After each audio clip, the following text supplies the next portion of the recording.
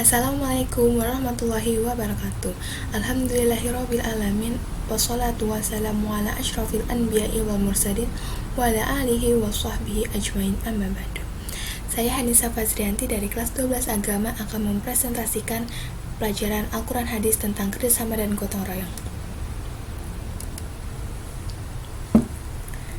Pembahasan pertama adalah pembiasaan kerjasama dan gotong royong dalam Quran Surat Al-Maidah ayat 2. Yang kedua ada Quran Surat Al-Ashr ayat 1-3 membahas tentang memberikan nasihat sebagai bentuk kerjasama yang baik. Yang ketiga ada ciri-ciri seorang mukmin dalam Quran Surat At-Taubah ayat 71. Pertama, Quran Surat Al-Maidah ayat 2. A'udzubillahi minasyaitonirrajim. Bismillahirrahmanirrahim. Ya ayyuhalladzina amanu la tuhillu syu'arallah la yashharal harama wa la yahya wa la qawla idda wa la amin baitil harami yabtaguna fadilla min rabbihim wala ridwan wa idza halal masjidil harami an taqtadu wa ta'awaltum fadtadu wa la yajri mannakum syananu qaumi an sadukum annu alal birri wat taqwa wa la ta'awanu alal ismi wal udwan wattaqullah innallaha syadidul iqab. Artinya, wahai orang-orang yang beriman, janganlah kamu melanggar syiar-syiar kesucian Allah dan jangan kamu melanggar kehormatan bulan-bulan haram, jangan mengganggu hadiu hewan-hewan kurban dan qalaid hewan-hewan kurban yang diberi tanda, dan jangan pula mengganggu orang-orang yang mengunjungi Baitur Rahman. Mereka mencari karunia dan keridhaan Allah. Tetapi apabila kamu telah menyelesaikan ihram, maka bolehlah kamu berburu. Jangan sampai kebencianmu kepada suatu kaum karena mereka menghalang-halangimu dari Masjidil Haram, mendorongmu berbuat melampaui batas kepada mereka, dan tolong-menolonglah kamu dalam mengerjakan kebaikan dan takwa. Dan janganlah tolong-menolong dalam berbuat dosa dan permusuhan. Bertakwalah kepada Allah, sungguh Allah sangat berat siksaannya. Penjelasan dalam Quran Surat Al-Maidah ayat 2 ini adalah menjelaskan tentang berpesan kepada orang-orang yang beriman agar tidak melanggar ajarannya, terutama dalam ibadah haji dan umrah, tidak melakukan hal sebagai berikut. Pertama, melanggar di bulan-bulan yang dimuliakan atau bulan haram, yaitu bulan Dzulqa'dah, Zulhijjah, Muharram, dan Rajab. Kedua, tidak mengganggu terhadap al-hadyu, yaitu binatang yang akan disembelih di Mekah dan benar-benar hanya mengharapkan ridha Allah Subhanahu wa Ta'ala. Yang ketiga ada tidak mengganggu hewan al-qalaid, yaitu binatang yang lehernya diberi tanda dengan kalung untuk menandai bahwa hewan tersebut adalah sangat istimewa. Yang keempat, para sahabat mendatangi Baitullah dengan niat haji dan tulus dengan naik haji dan umrah dengan cara tulus dan ikhlas. Ayat ini juga Allah menghimbau kepada kaum muslimin untuk tidak menjadikan kebenciannya atas orang-orang yang pernah menghalangi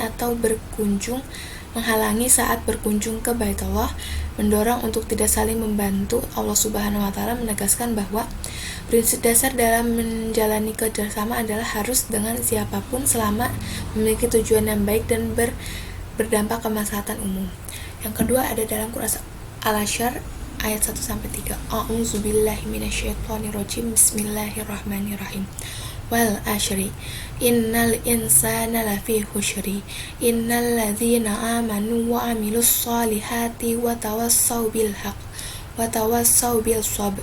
Artinya, demi masa sesungguhnya manusia itu benar-benar berada di dalam kerugian, kecuali orang-orang yang beriman dan mengerjakan amal soleh, dan menasihati supaya menaati kebenaran, dan nasihat-nasihat supaya menetapi kesabaran.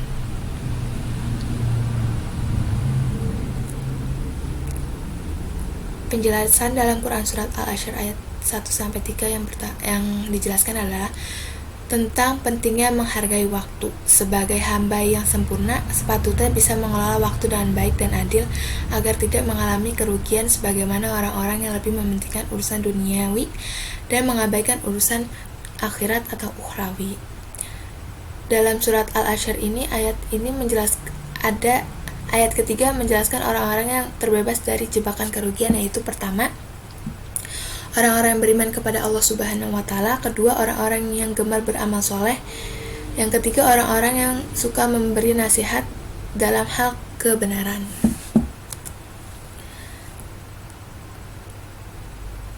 Penjelasan ketiga ada dalam Quran Surat At-Taubah ayat 71. A'udzu billahi minasyaitonir rajim. Bismillahirrahmanirrahim. Al-mu'minuna wal mu'minatu ba'duhum awliya'u ba'din ya'muruna bima'rufi wa yanhauna 'anil munkar wa yuqimuna as-salata wa yutuz zakat wa yuti'una Allah wa rasulahu ulaika syayarhamuhumullah innallaha azizul hakim. Artinya, dan orang-orang yang beriman, lelaki dan perempuan, sebahagian mereka adalah menjadi penolong bagi sebagian yang lain. Mereka menyuruh mengerjakan yang ma'ruf, mencegah dari yang mungkar, mendirikan sholat, menunaikan zakat, dan mereka taat kepada Allah dan Rasulnya. Mereka itu diberi rahmat oleh Allah, sesungguhnya Allah Maha Perkasa lagi Maha Bijaksana. Dalam Quran At-Taubah ini, ayat tersebut menguraikan keadaan orang-orang mukmin yang berada dan bertolak belakang dengan sikap dan perilaku orang munafik. Menurut Ibnu Ashur menyatakan bahwa ciri orang mukmin adalah selalu saling menolong dan penuh ketulusan. Potret kehidupan mukmin selalu dalam kebersamaan, walaupun mereka memiliki sifat dan karakter yang berbeda. Mereka bukan individu yang sulit membangun kebaikan sebagaimana orang munafik. Orang-orang mukmin, baik laki-laki maupun perempuan, selalu menginisiasi untuk mewujudkan kebaikan dengan saling mengontrol satu sama lain. Selanjutnya, pengertian dari semuanya adalah manusia diciptakan oleh Allah dengan keadaan bersuku-suku, berkelompok, berlatar belakang berbeda satu sama lain, dan memiliki ciri khas satu dengan banyak hal. Karena manusia merupakan makhluk sosial, maka dibutuhkan rasa kerjasama, tegar rasa, dan saling toleransi, juga membantu bahu-membahu satu dengan lainnya. Apapun agama, sukunya, kelompoknya, dan perbedaan prinsip lainnya memiliki satu tujuan, yaitu kebahagiaan hakiki dunia dan akhirat. Maka sudah sepantasnya kita harus saling menolong antara satu sama lainnya, saling mengajak untuk berbuat kebaikan dan menjauhkan keburukan sejauh-jauhnya, menuai maslahat atau kebaikan secara bersama-sama. Selain melakukan kerjasama dan gotong royong dalam hal-hal yang diperbolehkan dalam Islam atas sesama muslim, maka Islam juga memperbolehkan memeluk untuk bekerja sama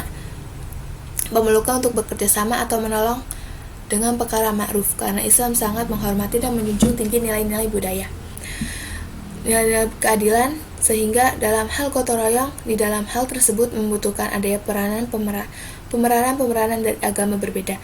Tapi sebagai muslim kita harus berlaku adil terhadap mereka yang non-muslim. Nilai-nilai gotong royong dan kerjasama: pertama ada kerjasama, persatuan, dan rela berkorban.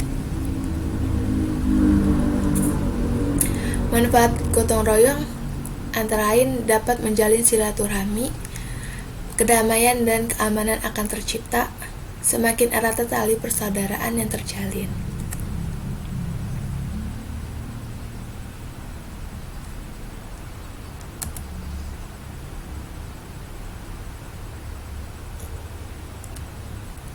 Kesimpulan, menciptakan rasa persatuan dan kesatuan, cinta sesama, saling menghormati satu sama lain, mempererat tali silaturahmi.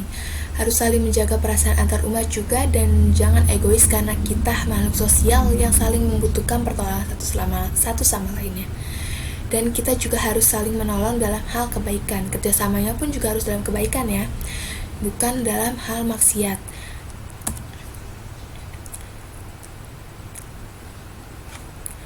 Nah, itu saja yang bisa saya sampaikan tentang presentasi hari ini tentang kerjasama dan gotong royong dalam Islam.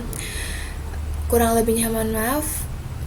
Wabillahi taufiq walhidayah. Wassalamualaikum warahmatullahi wabarakatuh.